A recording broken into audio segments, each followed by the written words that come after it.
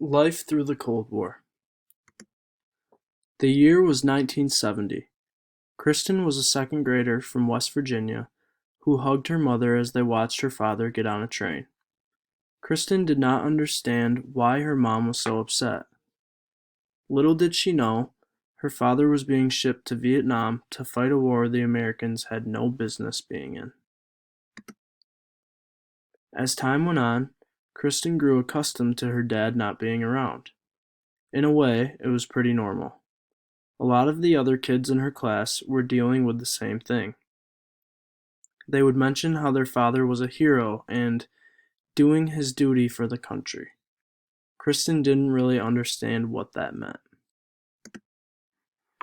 As she reached fourth grade, many of Kristen's classmates were told that they would never see their father again.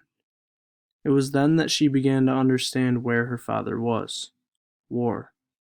All of the drills of hiding under her desk now had a reason behind it. At home, Kristen took on a large role of making sure her younger brother was fed and taken care of because her mother was often out working late. She would listen to the radio and began to build a hatred for the Red Army.